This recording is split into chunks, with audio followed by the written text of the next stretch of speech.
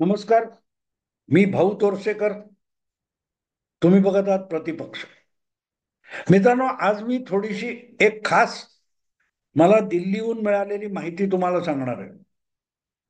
ती माहिती अशी आहे की उरलेली शिवसेना किंवा उबाठा शिवसेना जी आहे त्या शिवसेनेमध्ये परत एकदा मोठी चलबिचल सुरू झालेली आहे. आणि त्याचा सुगावा लागल्यानंतर उबाठा शिवसेनेच्या 9 लोकसभेच्या खासदारांवर भारतीय जनता पक्षाचा आणि अर्थातच अमित शहा यांचा डोळा आहे. एक गोष्ट सरळ आहे मित्रांनो, लोकसभा निवडणुकीमध्ये भारतीय जनता पक्षाला आपलं स्वतःचं बहुमत मिळवता आलेलं नाही. आणि त्यामुळे आधीची 10 वर्ष स्वतःच्या बहुमतावर निर्वेदपणे सत्ता राबवणाऱ्या नरेंद्र मोदी यांना आपल्या अनेक निर्णयांना, भूमिकांना थोडीफार कुठे ना कुठे मुरड घालावी लागते. आणि त्यातून मार्ग काढायचा असेल तर हळूहळू करत आजची जी लोकसभा आहे त्यामध्ये विविध पक्षात विखुरलेले पण अस्वस्थ असलेले लोक जर आपल्या भूमिकेच्या जवळ आणले किंवा आपल्याच पक्षात विलीन करून घेतले तरीही निर्वेद बहुमताच्या दिशेने वाटचाल करता येते, ज्याला नॉर्मल राजकीय विश्लेषणामध्ये ऑपरेशन लोटस असं नाव दिलं जातं.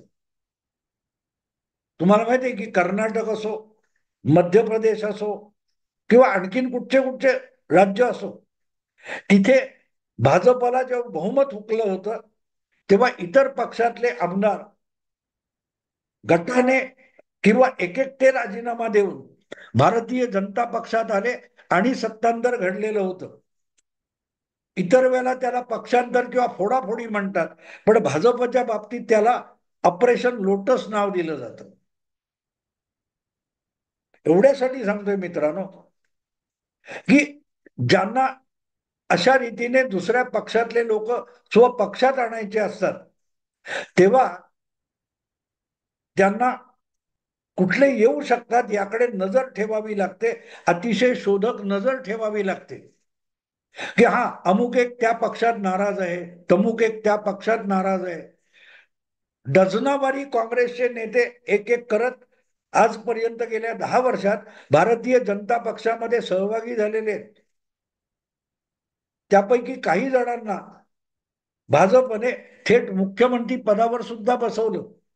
आता गेल्या विधानसभा निवडणुकीत पराभूत झालेले कर्नाटकचे मुख्यमंत्री बोम्मई हे सुद्धा मूळचे भाजपवाले नव्हते. किंवा आसाममध्ये आज जे मुख्यमंत्री पदावर विराजमान झालेले आहेत आणि हिंदुत्वाचा आयकॉन मानले जातात ते हेमंत बिश्व शर्मा सुद्धा काँग्रेस पक्षातूनच भाजपमध्ये आलेले आहेत. अनेक जण आलेले. महाराष्ट्रात सुद्धा, गुजरातमध्ये सुद्धा भाजपला हरवण्यासाठी गुजरातमध्ये पटेलांचं आरक्षण आंदोलन चालवणारे हार्दिक पटेल ते सुद्धा आले. तेव्हा अशा लोकांची प्रतीक्षा अमित शहा करत असतात आणि अमित शहा असल्या सगळ्या गोष्टी करण्यामध्ये अत्यंत माहिर आहेत, चाणाक्ष आहेत. आणि म्हणून शिवसेनेच्या किंवा उबाठा शिवसेनेच्या गोटामध्ये लोक विधानसभेच्या दारुण पराभवानंतर जी काय चलबिचल चालू आहे त्याकडे अमित शहा यांची बारीक नजर आहे अशी मला बातमी मिळालेली आहे.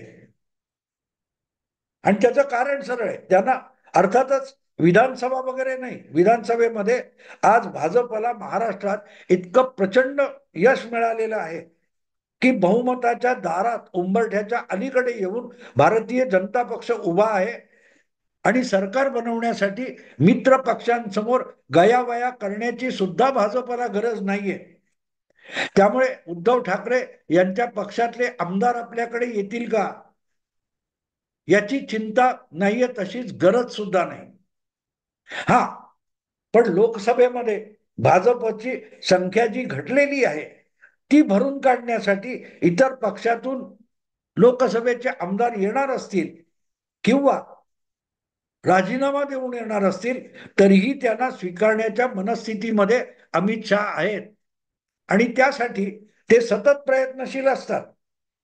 अनेकदा तर तुम्हाला सांगतो की अमित शहा हे पुढच्या 2-2, 5-5 वर्षाचा विचार करतात आणि आज असा माणूस बरोबर आणण्याची, असा माणूस फोडण्याची गरज काय, असे प्रश्न विचारणाऱ्यांना सुद्धा अमित शहा अवाक करून टाकतात.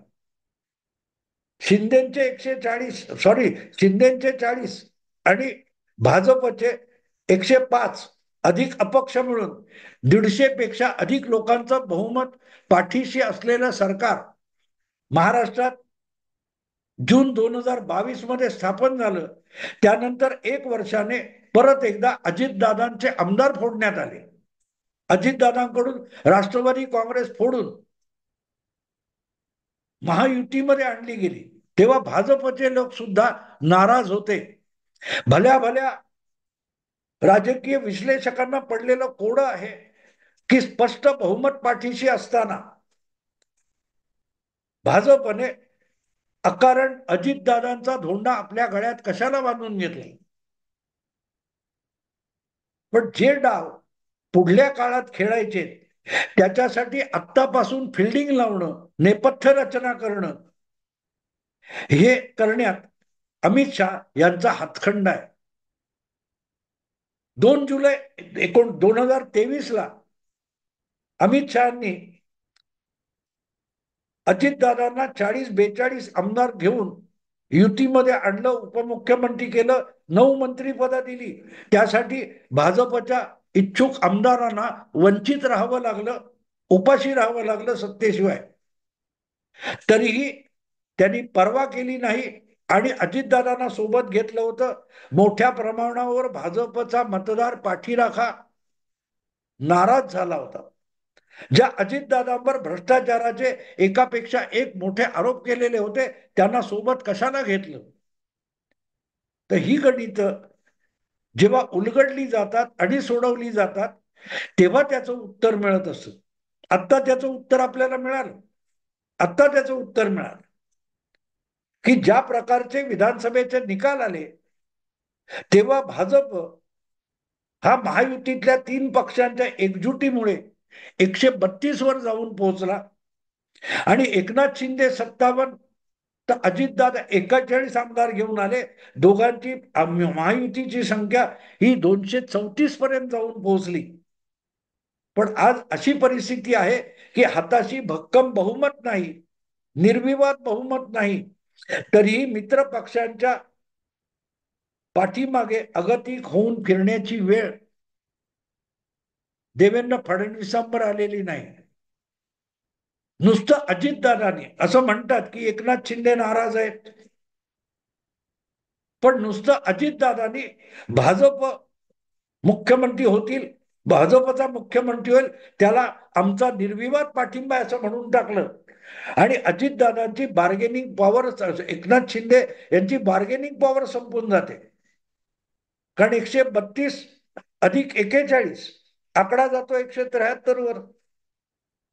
शिंदे रुसून बसले तरी बहुमत सिद्ध करण्याचा प्रॉब्लेम उद्भवत नाही. शिंदे आले तर उत्तम, नाही आले तरीही बहुमत. हे सगळं डोक्यात ठेवून 1.5 वर्ष आधीपासून अजितदादांना सोबत आणायचं आणि विधानसभेच्या निवडणुकीची आखणी करायची.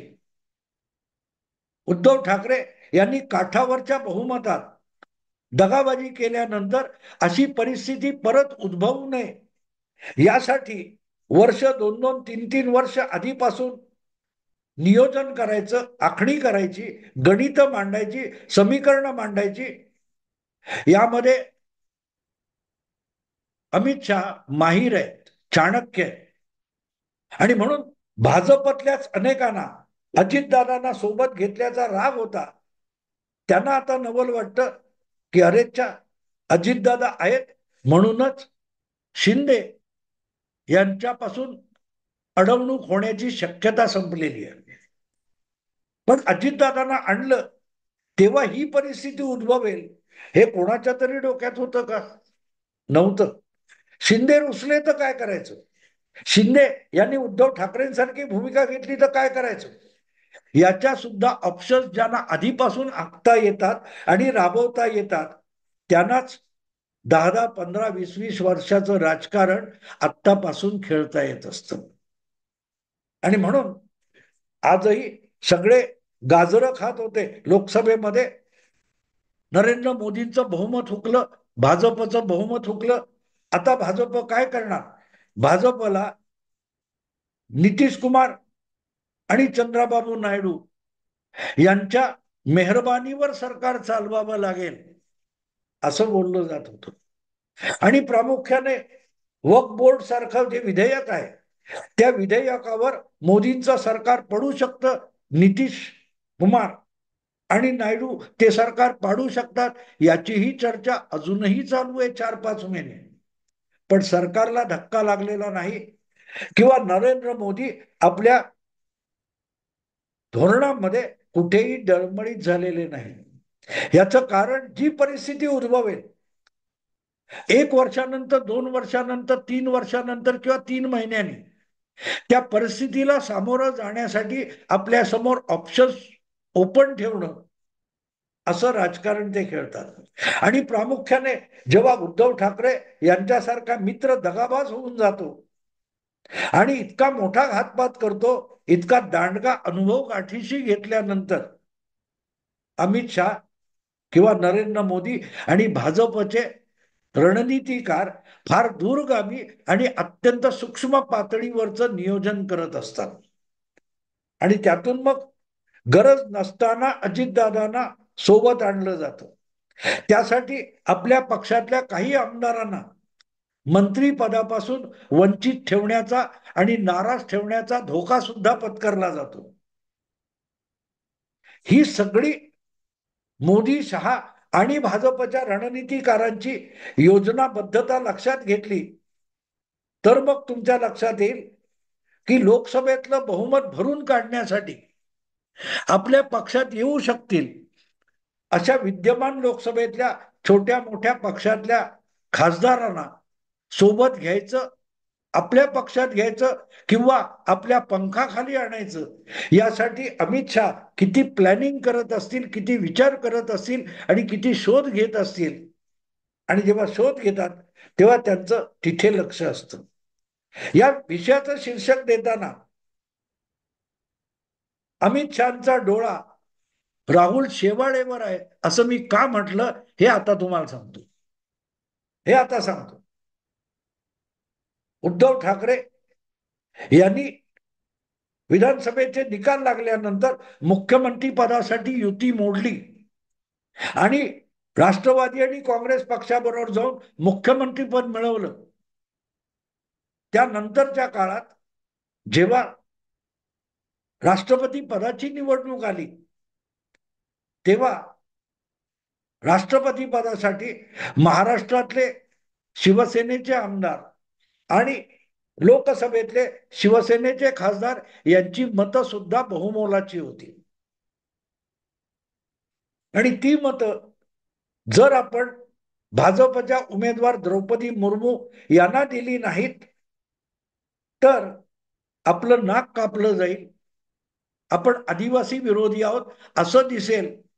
त्यापेक्षा आपण महाविकास आघाडीत असलो तरी वेगळा आणि स्वतंत्र पक्ष आहोत, त्यामुळे आपण द्रौपदी मुर्मू यांच्या पाठीशी उभं राहिलं पाहिजे, त्यांना पाठिंबा दिला पाहिजे, त्यांना मतं दिली पाहिजेत, ही भूमिका मांडणारा अखंड शिवसेनेतला नेता कोण असेल तर तो राहुल शेवाळे होता.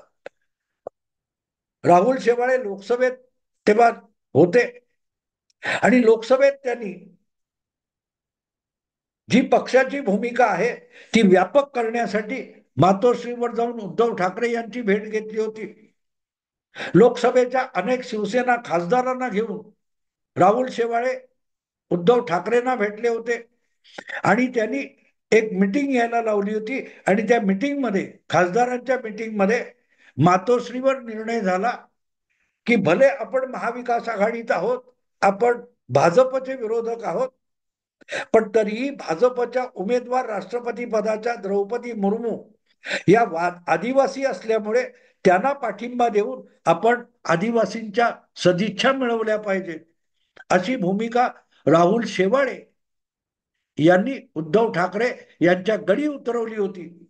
आणि पुढल्या काळात तुम्हाला आठवत असेल तर एकनाथ शिंदे यांनी बंड केल्यानंतर अल्पावधीत, मला वाटतं 1-2 महिन्यातच, शिवसेनेमधून, लोकसभा शिवसेना गटातून जो 12 खासदारांचा गट निघाला तो राहुल शेवाळे यांच्या नेतृत्वाखाली वेगळा झाला होता.